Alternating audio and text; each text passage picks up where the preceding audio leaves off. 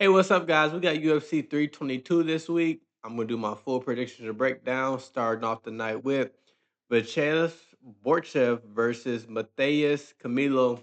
I'm gonna have to go with Matheus Camilo. I think Borchev is good. He's been looking a little underwhelming in the last fight, but when I say he's good, he's a person that I will consider to pick. I can't pick him because his takedown defense is not very good. He's getting taken down in nearly all his fights. That's obvious path to victory to beat him to take him down. While Camilo, he did gas out his first UFC fight. He has fought to decision before. Don't know really. I really do think he triangle when he was going for that triangle, he tired his legs out and then he just kind of, he lost the fight. I don't know if he gave up or if he just gassed out, but he did lose the fight. I do think Camilo is good wrestling, good positioning. He's technical. He like to throw his hands early, which I really don't want to see from him. I want to see him go for a takedown early. I want to see him really set the pace. This is his second UFC fight, so we're gonna see the adjustments he made from this fight, from the last fight, and then we're gonna see if he can get the win. But that's who I got the first fight. Next fight, we got Chepe Mariscal versus Pat Sabatini. Who this is a fight. I had Chepe Mariscal, but I'm gonna go Pat Sabatini. I was rewatching the fight against him and Brito. Honestly, I think if they I thought Brito was gonna beat him. I thought Brito was gonna go through him, and I rewatched the fight. He dealt with Brito very well. Brito does have actual knockout power. So I think him getting that victory says a lot about him and his toughness. He is chinny, but he is a tough guy. He gets in there with these dangerous guys. I think Chepe Mariscal is a dangerous guy. Don't see a lot of finishing potential from him. That's the reason why I'm not picking him. He is very physical. He's good everywhere. Now his fence control. When he was going against Damon Jackson, he was getting taken advantage of on the fence. And then he was throwing Damon Jackson on the fence. Then he's throwing Damon Jackson. But then the third round, he started to fade. So I do think Pat Sabatini is going to win the third round no matter what. Now, when he went against, um, I think Morgan, the French guy, he was in a lot of bad positions on the ground. Now, I think if Morgan put you in those bad positions, I think Pat Sabatini might like do even worse things to you. And Pat Sabatini, he's really good on the ground. Like that's his bread and butter. He's really good on the ground. You know, I do think this fight will go the distance, and I do think Chepe probably gonna win the first round, maybe. But if he get him down like he got Brito down, Brito was going for a lot of guillotines and stuff. But if he get him down like he got Brito down, it's gonna be a long night for Chepe. But Pat Sabatini, I think in that second round, that's where the victor is gonna come. Like who's gonna at what point is Pat Sabatini gonna take over that second round? I just think if he's on clinch positions against Pat Sabatini can make him pay because it's his takedown, especially against defense. That's why I got Pat Sabatini to get the victory in that fight. Next, we got Malcolm Wellmaker versus Cody Haddon. This is a lot of bias in the pick. I'm going Malcolm Wellmaker, but it is bias. I'm gonna just be honest. Malcolm, they both are really good on the feet. Both got good stand up. I've been hearing Cody Haddon is good on the ground. Maybe I didn't do enough research regionally. I only stuck to his UFC Contender Series fight, and I stuck to his UFC fight because I don't want to see him fighting these. Because I looked at the records of guys he was fighting regionally. He was fighting bad guys regionally. I don't want to look at that. No, Cody Haddon, he's going to go for pressure. He's boxing heavy, got good, nice body head combos. Now this is the thing. They both got good striking. Malcolm Wellmaker does add a calf kick to the equation. Think a little better than Cody Haddon does. Um, I just think Malcolm Wellmaker power is just too much to overcome. You can't make a mistake against Malcolm Wellmaker. He's waiting for you to make that mistake, and he's a big puncher. He can knock people out with one shot. We've seen that. I think Malcolm Wellmaker, when you make the mistakes against him, he is more punishing than Cody Haddon. Cody Haddon is a volume striker. He does have power, but he's a volume striker, like setting shit up. I do want to note this is a very even fight. It's not the odds indicate it's even, but everybody's on Wellmaker. But I don't. It's, Cody Haddon does have good value. Not really, actually, because it's not. He's not a big favorite, big underdog. But he's actually it's an even fight. It's a 50-50 fight. I don't know what everybody else is doing. But I'm assuming everybody's going to pick Malcolm Wellmaker though, just because of his name. I could be in that category too, but Michael Wellmaker is one of my favorite fighters, and I do think he gets it done. And I do think that win against Cameron Simon, I know y'all don't probably rate Cameron that good, but Cameron is actually a good fighter, and that's better than anybody Cody has ever fought. So, I mean, at this point in their career, I got to go Michael Wellmaker. You know, Michael Wellmaker is a little older for he's not a young prospect, not young as Cody Haddon, but I think Michael Wellmaker gets it done. Next, we got Roman Kopylov versus Gregory Rodrigues, aka RoboCop. I got Gregory Rodrigues. So we seen Roman Kopylov last fight. We know he's clean. We know he's technical. He is on the back foot a lot. And that's where Costa kind of got him. Costa was going forward. Gregory Rodrigues is going to be going forward too. But I do think Gregory Rodrigues has a little more tools in the tool book than Costa. Costa doesn't really use his wrestling a lot. I think Gregory Rodrigues, I think this is a fight he can use his wrestling. Gregory Rodrigues is super dangerous. Can't get hit with a punch though and get put away. But he is super dangerous. Kopylov does got good straight shots, good kicks. Don't think you want to throw a lot of kicks against Gregory Rodrigues, and I don't know how much he's gonna be able to do on his back foot. Um, I do think Gregory Rodriguez is gonna control the pace of this fight because I do think he got the ability to take it everywhere. But Gregory Rodriguez, he looks good against dangerous guys such as Christian Leroy Duncan. We just seen how good he was this past week. So I think Kopylov, he is dangerous, but he's not he's dangerous, but he's not like landing that one punch like you know Christian Leroy Duncan is. And I think Gregory Rodriguez he's shown better fight IQ since he was getting knocked out. He's shown better fight IQ. And actually, I do want to say he slumped Jack Hermanson pretty bad, and Jack not really easy guy to put away. So I don't know. It's a dangerous fight for Roman Kopylov because it gets touched, he might be out. But then again, I think Gregory Rodriguez might take it to the ground because I think that's where he got the advantage. Kopylov can wrestle too, but I think it's his levels. Next fight, we got Bo Nickal versus Rodolfo Vieira. I'm going to go with the wrestler Bo Nickal. He did lose to RDR last fight. Is that the last fight? He lost to RDR.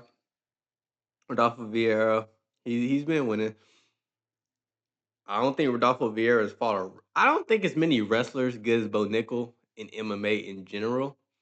And it's a lot of good jiu-jitsu guys who Bo Nickal went against. I just think the kryptonite to jiu-jitsu is good wrestling. I think that's what Bo Nickal has. On the feet, I don't know what's gonna happen on the feet. I do think Rafa Vieira got good volume, but I just don't think I don't know if his power is there. I do think Bo Nickal is a little bit rawer on the feet. And he got good boxing, but who is he have good boxing against? That's the thing. I don't think Rodolfo Vieira, he don't got a style like RDR to beat Bo, in my opinion. Don't got the size. He do got the jiu-jitsu, but again, what nullifies good wrestling? I mean, good jiu-jitsu is good wrestling. It could, but I do think Bo Nickal's one of the wrestlers who would get it to the ground, even if the guy got better, good jiu-jitsu credentials. And I do think Bo Nickal could do something, especially with ground and pound. So that's why I got Bo Nickal in that fight. Maybe Rodolfo Vieira beats him, but I do think Bo Nickal is beatable. Obviously, we've seen RDR beat him. I chose RDR. I think a lot of people. I think it's a good amount of people who could beat Bo Nickal. I just don't think Rodolfo Vieira is one of them. He don't got the striking, in my opinion, and he don't got he has the grappling, but not the wrestling. He don't got the wrestling. He got the grappling, but not the wrestling. But that's why I got Bo Nickal to win that fight. Next, we got GM3 versus Kyle Daukaus. If this was if this was a fight last year, I'd have picked GM3. But since judging off the last fight, I think I have to go with Kyle Daukaus. Kyle Dawkins got knockout power like he did last fight. He's gonna be. It's not a good fight for GM3 because GM3 has got knocked out his most recent fight. They both got good. Actually both are good grapplers. I do think GM3 can out grapple him. I don't know if Kyle Dawkins is going to want to get it to the ground though. I think Kyle Dawkins keep it on the feet, and I think he'll be fine against GM3. GM3 don't got much of a stand up threat anymore, and Kyle Dawkins, the one thing he does got is good grappling. That's one thing we know he always had. He always had good grappling. And GM3 got good grappling too. And I do know grapplers can, GM3 type of guy can out grapple these good grapplers. But I do think the element of stand up, Kyle Dawkins, judging off of his last fight and his fights of regional scene before he came back to UFC, he's going to do better on stand up. And that he got more finishing threat on the stand up. And with GM3 Chin at this stage of his career, I just can't choose him. So that's why I'm going to go with Kyle Dawkins. Next, we got Angela Hill versus Fatima Kline. Kline is 15 years younger. I do think Kline is actually a really good talent. I got Fatima Kline getting the win. I actually do think she's a good talent. She's a good talent. She got a knockout last fight. I do think Kline's going to be better everywhere. She is a big favorite for a reason. Angela Hill's a savvy vet. I just think you get these caliber fighters like Fatima Kline. I think Fatima Kline going to be a top 10 fighter. And I just think Angela Hill is the Neil Magny for the women's in this fight. She's gonna beat a lot of these girls, but then she's gonna lose to these girls with actual talent. I think Fatima Klein's actual talent got better stand up, better wrestling. She's a good fighter. I like Fatima Klein. Heard about her regionally. She's doing good, damn good in the UFC. Excited to see this fight. Next, we got Bangsur Sukayev versus Eric McConico. I'm going to go with Susurkaev. I thought Eric McConico lost the last fight against Cody Brundage. A lot of the same problems, not the same problems, but Susurkaev it's a big problem that Eric McConnell got to address, and that's the stand up. Susurkaev got better stand up. Now Susurkaev got hurt his last fight, but the guy he fought might be a good fighter. Eric McConico, I don't think he's that good. I think he's a regional fighter. I don't know if he's a UFC level talent. Susurkaev, he is gonna have a better stand up. He has the option to wrestle whenever he wants. I think he determines how this fight goes. It's a reason why it's on the pay per view. Don't want to see Susurkaev get so freaking cocky. I know he's a bit of a cocky son of a gun. Hopefully, he don't get super cocky. I don't even know if Eric McConaughey can cap. That's a fight. Of course, he can capitalize. It's a fight, but at the same time, Eric McConaughey, it's an uphill battle for him. And I'm gonna go Susurkaev. Okay, so for the next fight, we got Erin Blanchfield versus Tracy Cortez. Tracy. I apologize, Tracy, but I'm had to go Erin Blanchfield. Tracy, come home. The kids miss you now. I'm just playing. But I got Erin Blanchfield. I just think her grappling's too good, especially the performance she had against Rose Namajunas. She lost to Manon Fiorot. Everybody losing to Manon. She's actually finishing girls now, so that loss age is pretty good. Tracy Cortez, she's going to want to throw hands at range. She's not going to be able to take down Erin Blanchfield. Erin Blanchfield grappling is too good. That's just for me. That's what it come down to. I seen Tracy Cortez on her back. She did beat Jasmine, which is a good win, but she lost to Rose and got out grappled. Um, Tracy, she's a good fighter. She's great fighter. In my opinion. But Erin Blanchfield, she's I think she's a little passive on the feet sometimes, Erin Blanchfield, but she is aggressive, but she's only looking to throw to get to that takedown. I just think that grappling too good. I just think that grappling is way too good for Erin Blanchfield. I mean for Tracy Cortez to deal with. Unfortunately, Tracy, I apologize. But I got Aaron Blanchfield in this fight. Next fight, we got Sean Brady versus Michael Morales. This is like one of the best fights. I'm gonna go with Michael Morales. Normally my philosophy is go with the more seasoned guy, but Sean Brady is a victim on the feet. Um, Grappling is beautiful, very beautiful grappling. I think so. I think okay. This is my thing with welterweight. I want to talk about this for a quick second. Welterweight is going to come down to who's fighting who, what styles is fighting what styles. Because I think I think Brady's the top three. I think Brady probably can beat damn near every welterweight, but like a few of them. And I think Morales got the style to actually beat him. He's very, very big. He doesn't panic when he's getting grappled. He doesn't rush the situation. Brady actually has a problem shooting out in the open. I didn't see this, but I was watching. I wanted to hear Bilal Muhammad. I wanted to hear what he had to say about the fight because I like him as a coach. I wanted to hear what he had, his philosophy behind it. And I actually looked at the film after listening to Bilal tape, and I had Morales before anything, and then I never was gonna switch to Brady, but Brady is one of my favorite fighters at welterweight, so it pains me to go against him. I just think Man, it's a style. It's a stylistic. Like it's a problem getting Morales down. Morales didn't spend a lot of time on the back since his first couple UFC fights. Morales got a good jab, good boxing. I just think the first time when Brady gets hit in the exchange and if he panic shoots, and I think that's going to be his ass.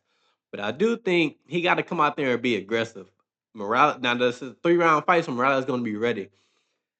Brady, he needs to take the back if he wants to win on Morales, and it's anybody's fight, to be honest with you. But I think Brady needs to take the back because Morales is going to give up his back because he is one of those guys. You're not going to have him in guard too long. He's going to get back up to his feet, and he's one of those newer age guys who give up their back to get to the feet. And I haven't seen his back defense, but I've heard he trained with like high level guys like behind the scenes to help them for. I think he helped Bilal actually, if I'm not mistaken. But man, this is a painful fight. I wish they would have fought other people because this could have been for a title, or it's no more contender fight. So I guess it's the time to fight. But I gotta go Michael Morales in this fight against anybody's fight, close fight. Next, we got Beneil Dariush versus Benoît Saint Denis. I'm gonna go Beneil Dariush. I think a lot of people are on the recency bias for Benoît Saint Denis.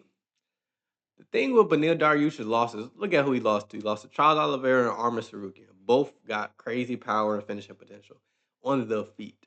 BSD does not have that on the feet. We've seen Dariush take down Oliveira. We've seen him getting. He took down a lot of people. He did get tagged against McConico, which I don't like to see because McConico's not good on the feet. But Benny is very strong. He got good left side kicks, punches, or whatever. He is going to walk forward flat footed, but that's what you need to do to beat Benoit Saint Denis because you need to control the octagon against Benoit Saint Denis. Benoit Saint Denis is going to want to put pressure on you and grapple. Beneil Dariush got the style to sit there and clash with him. Benoit Saint Denis has his chin in the fucking air all the time. All the time, he has his chin in the air. All the time, his chin is in the air. I do think Beneil Dariush could take advantage of that and land a shot on him. And I think he can handle the grappling. I haven't seen Beneil Dariush really get taken down and just dominated. He got knocking out. He got knocked out, yes, but people forget he was one of the best lightweights before he unfortunately got finished by Charles Oliveira. But I got Beneil Dariush to get that win. Benoit Saint Denis he's a really good grappler. I just think this style of a fight, I think Beneil Dariush can deal with the grappling, and I think from there that he can win on the feet. And I think BSD chance is too high in there for me to choose him. So that's why I got Beneil Dariush to get the win. Now this next fight, we got Leon Edwards versus Carlos Prates. I did not sleep last night because I kept thinking about this. I'm going Leon Edwards. Probably gonna get shit. It's okay. Um, Carlos Prates, Muay Thai expert, good stand up, great stand up, great. Thing with Carlos Prates, I don't trust neither one. But I'm gonna tell you why I don't trust neither one. This is about to be a philosophy video. Carlos Prates, he beat He lost to Ian Gary. I think that style of fight, that point fighting at range, it makes sense on grappling to throw him off. I think Leon Edwards is better than that than Ian Gary. That took Leon Edwards to a fucking championship, defending champion. Well, he the championship headshot did, but he beat Kamar Usman fair with that point strategy. Beat Kobe with that point strategy. Now, how good is Kobe? We don't really know. Lost to Bilal. I think Bilal is good though. A lot of people don't like it. I think he's good. Sean Brady again. Y'all just heard my take on Sean Brady. I think he's good. Now, Leon Edwards, since all it's 8 years ago he was doing this. He's mixing the takedown. He takes the back. If he does that to Carlos Prates, I think he'll do that for 2 rounds. I think he can outpoint Carlos Prates. Now, people saying Leon Edwards is gonna get knocked out. I understand that. He's not going against a wrestler who's going to throw these hands because Leon Edwards know he got to stop the takedown, so he's going to get hit with some shots from Bilal. He's going to Sean. I think Sean Brady's just good, man. I think Sean Brady's good. I think we'll see it. I did pick Sean Brady to lose, but it's styles, man. A lot of this is styles. Now I do think Carlos Prates can win, but I do think Carlos Prates. I don't know how much better he's gotten since Ian Gary. He beat Jeff Neal. Jeff Neal's a stationary target, not moving much. Jeff Neal still was able to get him against the fence, though. I do think Leon Edwards, he takes the back very well. He gets against the fence and takes the back very well. He's savvy on the ground. I'm just nervous to see if he's going to use it. So look, this is what we're relying on. We're relying on Prates to do the best he's ever done and slime out elite welterweight, and we're dealing with Leon in a 3-round fight, which I think is good for him because he needs to get that pace going. We're dealing with Leon to like turn the clock back, but is he really turning the clock back, or is he just finding a different style? Jeff Neal and Leon Edwards, two totally different fighters. Every fighter that Prates went against is different than Leon Edwards. Leon Edwards, he's seen these dangerous strikers now. It has been some years since he's seen a dangerous striker, but I do think that opens the door for Leon Edwards to use his grappling because we know he likes using his grappling. We've seen him use it a lot earlier. And I do think I don't know how good Prates is on the ground. I don't rate Ian Gary grappling is that good. His fight IQ is great. I don't rate his grappling that good, but then I think Leon Edwards, I know he's got the skill. I know he's got the ability. It's just come down to mentality. I don't know if he got the mentality, but I'm fucking. I guess I'm trusting Leon Edwards. Really don't even want to pick this fight, but we'll see what happens. Close fight. Now we got Valentina Shevchenko and Zhang Weili. Uh,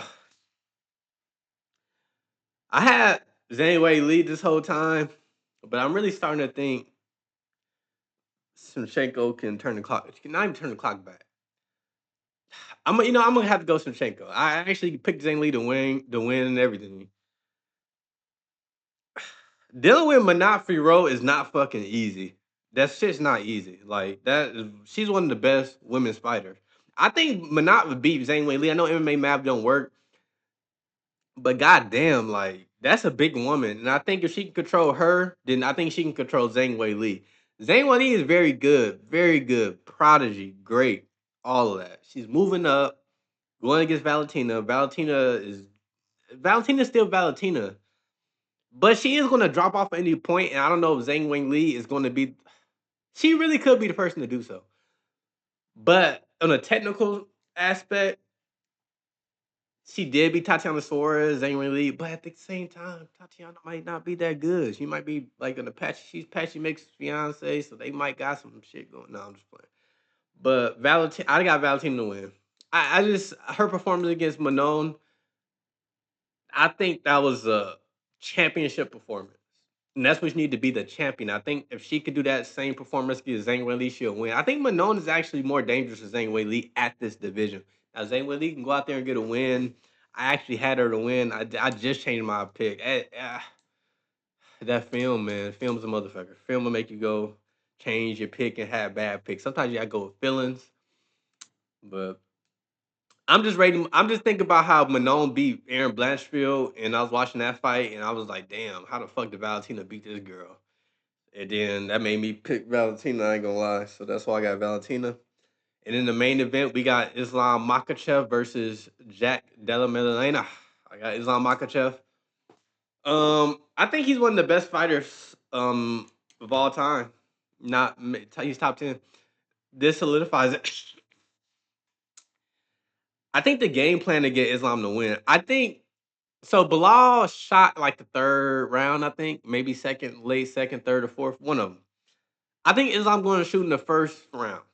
I think he's going to set. That's the tempo you need to beat is to JDM. You can't be fucking shooting in the fucking third round. And think you're going to beat Islam. I mean JDM. That's not going to happen. Bilal. I like Bilal, but that was a terrible game plan.